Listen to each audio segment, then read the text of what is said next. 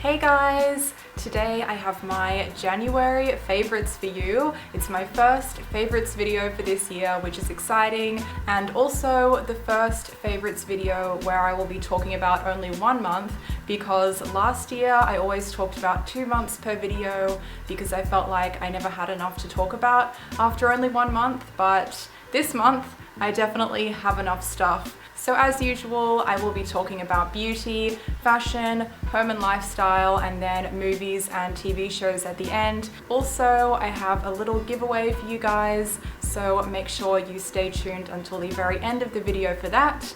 But otherwise, let's go ahead and get right into the favorites. My first beauty favorite is my Josie Maran Whipped Argan Oil Body Butter, and this one is in the scent Sweet Citrus. While we were still in America, I was looking at them in Sephora, but I ended up not getting one, but then my sister went ahead and sneakily got me one for Christmas. This is the travel size. I do struggle with pretty dry skin, and this has really helped with that, especially on my legs.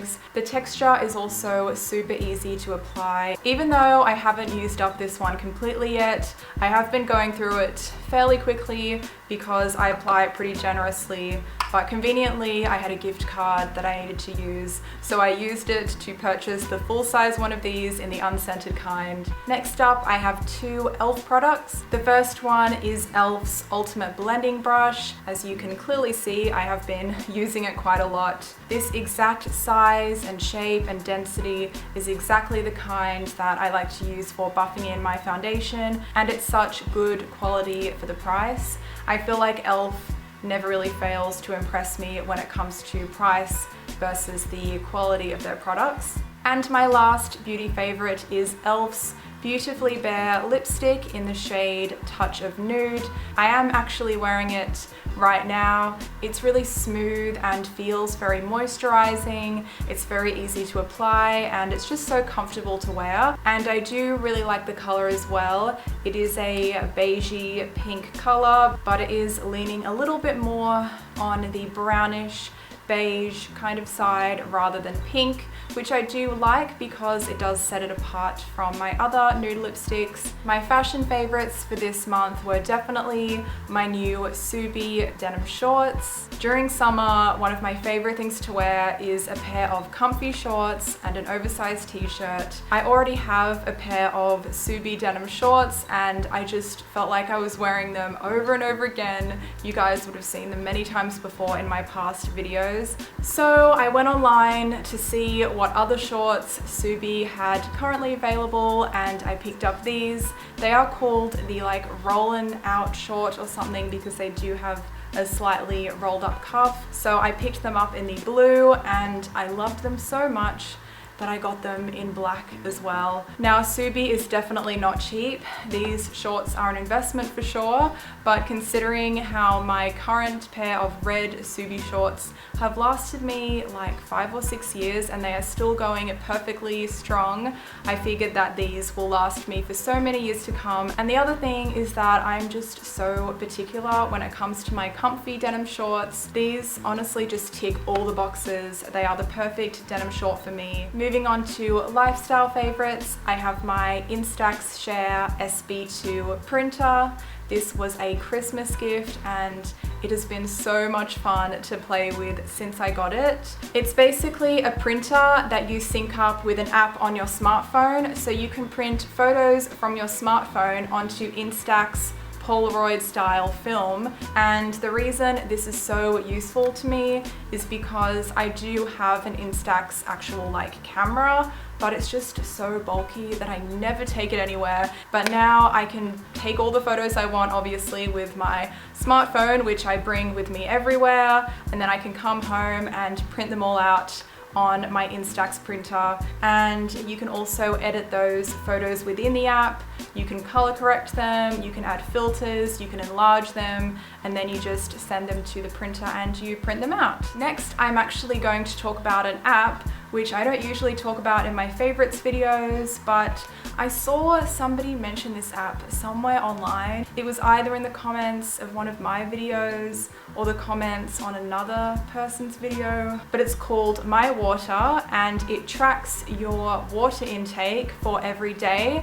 So you basically just drink your water and then you can add exactly how much you drank into the app. And this is really useful for me because I'm terrible with drinking water, as are most people, I feel. Throughout the day, the app will send you little push notifications reminding you to drink water, but a cute little phrase like, be happy and drink water.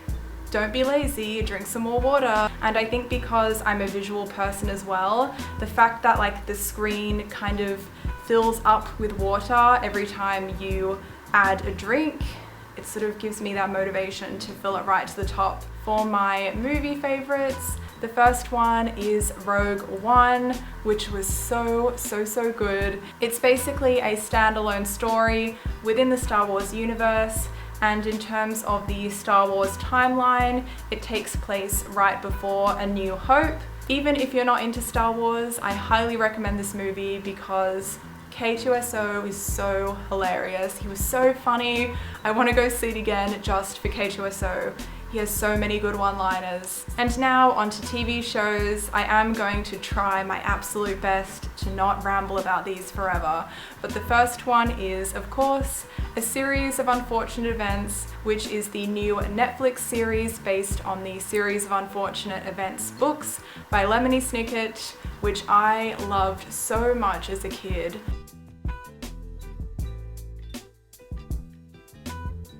Starting out with my criticisms I have of the show, the main one that I have is that it's just not quite as dark as the books. It sort of focuses on more of the comedic side of the books, which the books also have. Neil Patrick Harris as Count Olaf was so well cast. He does a really good job of it.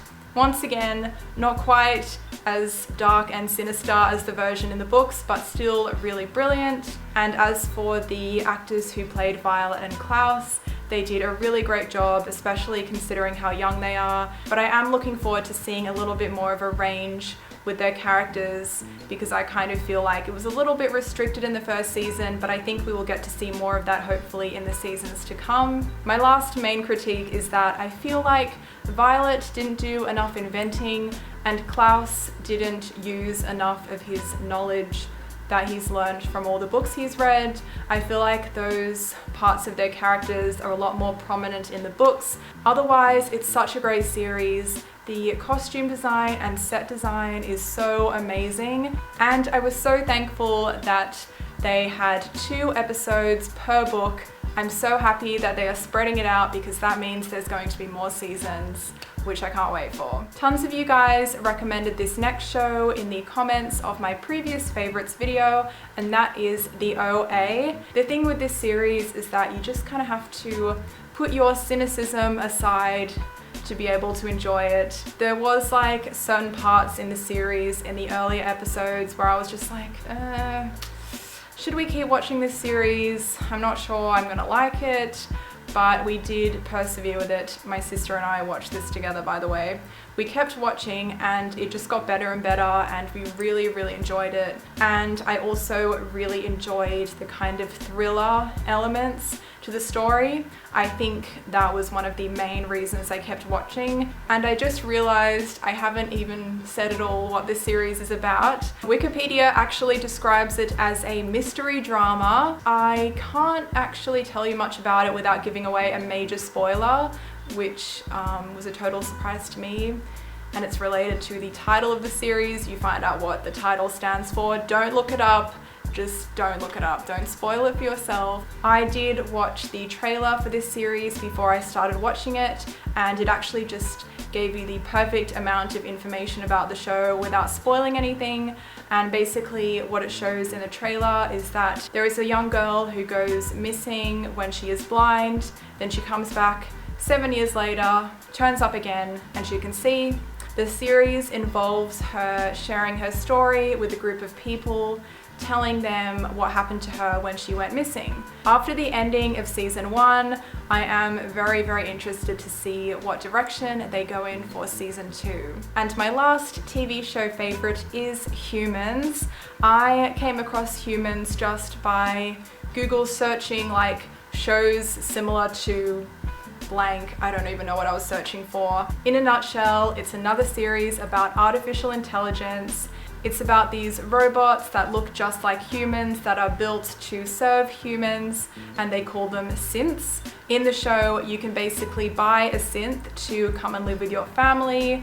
They can cook for you, clean, take care of your kids, do your grocery shopping. If you are sick, you can hire a nurse synth that will come and live with you and take care of you. If you are already interested in watching this series and don't want to hear any more, I will tell you where to skip to in the video. But to go into a little more depth, it follows the stories of these synths that become conscious. They're kind of woken up and they want to be free and they don't want to be slaves to humans anymore. It's such an interesting series. If you liked Westworld, you should definitely check out this one. The show explores a lot of ideas about what it means to be human and what differentiates an artificial intelligence from a human intelligence. By the way, it has 2 seasons, and honestly, it just gets even better in the 2nd season. So that about sums up my January 2017 favorites. And now I want to show you guys what I have for the giveaway. I have a set of Natio makeup to give away to you guys. The first part of the prize is this eyeshadow palette. It's the Natural Shades eyeshadow palette, and it's described as a versatile selection of 15 flattering nudes, copper tones, deep mochas, and dark graphite hues to create endless, enchanting looks. In addition to that, I have their Extreme Volume Smudge Proof Mascara, the long-lasting eyeliner pencil in black, and then 2 lip liners. One is in the shade Nude and the other one is in the shade Lotus. Natio is an Australian brand and they make my current favorite sunscreen, and I will put further information about the product specifics for the prize in the info box below. So before you ask any questions about the prize, just check below because I can pretty much guarantee I already answered it. The giveaway is open internationally. There will be 1 winner, and if you'd like to enter, just follow the Rafflecopter link in the description box below the video. The giveaway is drawn randomly, and I will put all other information about the giveaway in the description box below. So please, before you comment with a question, read the description box because I'm pretty sure I will already have answered it. But if there's something that's not in the description box that you want to know about the giveaway, just feel free to comment it and I will do my best to answer it for you. Otherwise, that is it for this video, and I will see you guys in my next one.